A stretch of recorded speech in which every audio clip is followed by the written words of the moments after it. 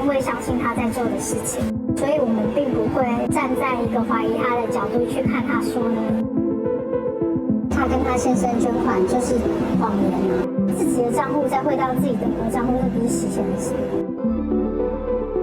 辛辛苦苦来这些钱，他今天想要拿多少走就拿多少走。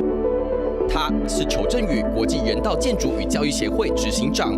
2021年，他和贝壳放大募资平台合作，发起台湾雷伊汉勒世界公民中心，也就是大家熟知的台湾中心维运募资计划。但三立新闻团队跨海追查，发现当年就有公账私账分不清的状况。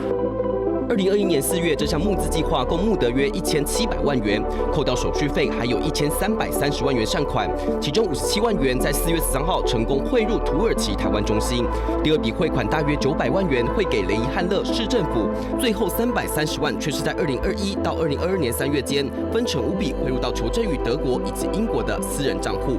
裘振宇告诉合作伙伴，必须这么做，是因为转账到土耳其有难度，所以汇到了裘振宇的账户，但我实际上知道那是因为那是2个不同的银行账户，然后不同银行账户所以它以不同的币别处理，这都不是土耳其的账户。就因为洗钱防治法的关系，土耳其会不进，它是高风险的国家。我离职之后才发现说，哦，原来是有问题的，土耳其实际上也是汇得进去的。汇入私账的330万，裘振宇并未说明如何使用，但他利用国际人道建筑协会作为金流中继站，从私人账户汇入41万欧元，当时约合1300多万元台币，并要求协会开收据给专案捐款人，开出了1606万元的收据，之后要协会再把钱汇到他的私人账户。一开始就是我们从国外会收到汇款，然后马上要汇到他德国户头这件事情，我就觉得很奇怪。然后我就有问我的前任，然后他说裘有跟他讲说这个是工程款的用途。三立新闻团队独家取得国际人道建筑协会以及土耳其账册资料，汇款水单显示，2021年11月到2022年3月间，协会收到来自裘振宇以及伴侣海外汇款9笔，一共41万欧元。但不久后，协会又以支付工程款名义，将41万欧元陆续汇回到裘振宇的海外账户，并非任何工程厂商。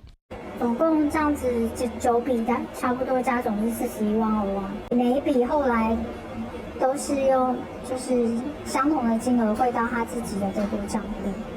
根据裘振宇的说法，就是这些从国外进来的钱就是贝壳放大募款的钱。贝壳放大募到的1330万元善款中，有近1000万是汇给雷伊汉勒市政府。裘振宇用台湾中心的开销去请领，为了成功开出全额善款收据给捐款人，他大费周章，公司账不分，让台湾中心的土籍经理瓦利，也是裘振宇的贴身秘书，都看不下去，录音自爆。Because we do the money laundering in Taiwan. The second problem when people in Taiwan ask me, how do you spend money in Turkey? Okay, so And let me finish. you need just to show that you received 300,000 from the municipality. On the accounting system, we need to say we have a cash and the association account. The association in Taiwan can deliver donation receipt. Now, fortunately, the municipality take the money and they don't allow me to do it. That's why my husband and I, we use our own money to do it. 裘振宇大谈洗钱，还以建筑协会名义发函给土耳其台湾中心，逼瓦利签名认证，谎称收到了协会转来的捐款。All the euro, I didn't receive it. All the euro. Yes, this is not the center. I cannot sign it. I didn't receive it as a center. And I received it. No, this USD here and Yes, I know. here. I received it as association. Yes, I didn't receive it as a center. So that's why you only prove the center received it because the money come back to my account. That's all. And we already spent it. He said, no, you need to sign and send from your email. I told him I will not sign and send from my email. I didn't receive this money. I will not do it. So he was always trying to convince me to sign and send these documents. And this is the reason why I left my job recently.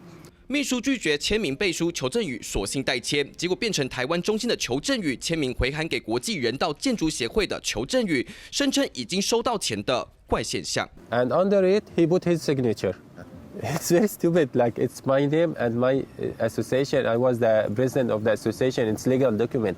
How you can sign under this, under my name, and send it? He just lied to the government in Taiwan. We cannot disclose this part.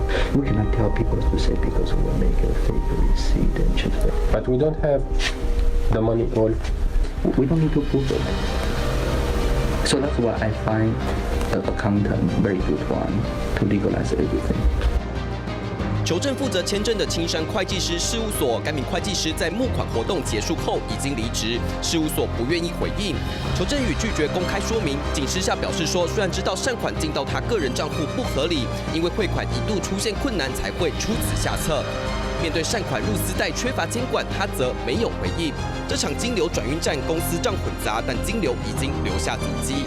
当年的善款是否获得善用，至今疑云重重。